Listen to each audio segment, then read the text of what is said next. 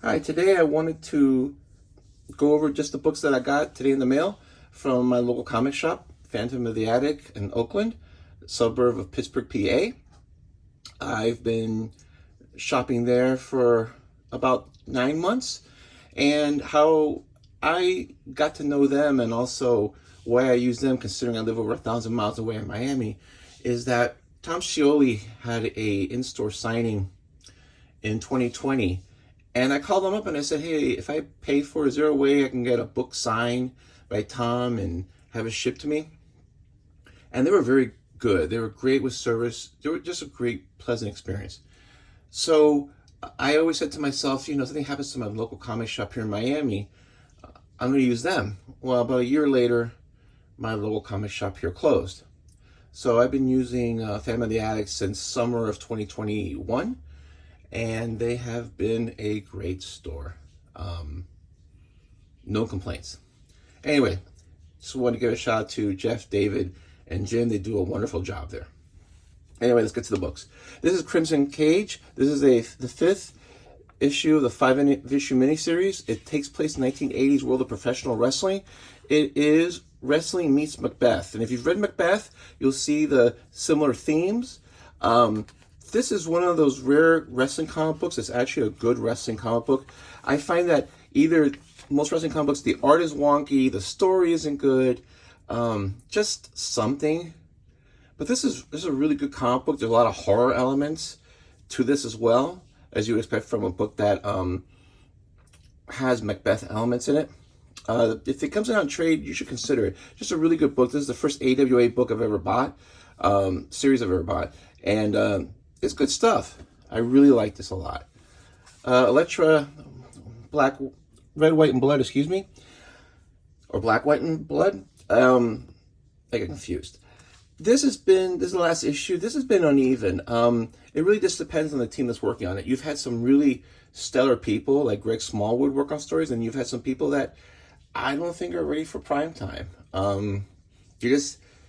They didn't look at the characters. They sort of look like those video games where they kind of want to make it look like the MCU characters, but they can't, so they modify it and they just look weird. So hopefully there's more good stories here than bad. Godzilla versus the Power Rangers. This series is just fun. The first issue and probably this issue as well, they're not doing a lot of exposition. They're not doing a lot of background. I guess they figure, hey, if you're picking this up, you know the history of Godzilla and the Godzilla universe. You know the history of the Power Rangers. We're not going to explain it. We're just going to go all out. And it's a lot of fun. It's just a fun comic. Whole Grand Design, one from me, one from my son Chris. I really have enjoyed this book a lot, at least the first issue. It's not a reconfiguration in chronological order of a bunch of events. This is more almost like a love letter to the Hulk. And it's been great. Jim Rugg did a really nice job. I think I like the fact that it's not trying to be like the X-Men or Fantastic Four Grand Design. And Jim, he has a just wonderful ability to capture the art style and the mood of certain periods that he's drawing. Just another fun book. Moon Knight, Black, White, and Blood. I got this really because I saw that it had Chris Bachalo and Jonathan Hickman on one story. It's also got the Bill Sienkiewicz cover. And if anybody knows me, I love Bill Sienkiewicz. I've always loved Bill Sienkiewicz back in the day when he was drawing like Neil Adams. So again, it's an anthology. It'll be uneven. Hopefully more good stories than bad. Nightwing. Really the only monthly capes book that I get. Tom Taylor does a really good job with this title and the character Dick Grayson. This is another fun, lighthearted book.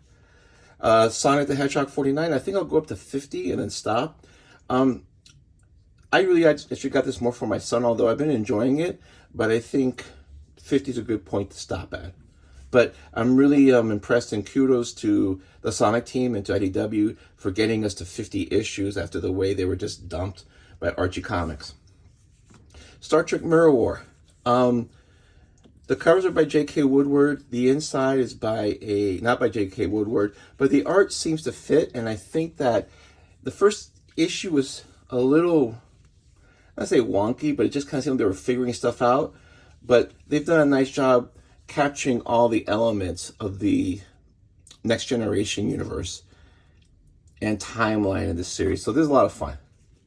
Wonder Girl, Trial of the Amazons Part 2. I'm only getting this really because that's Joelle Jones in art.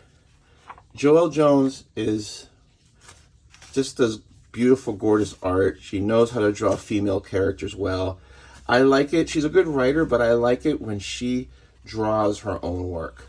I think when she draws her own work, the work comes out better.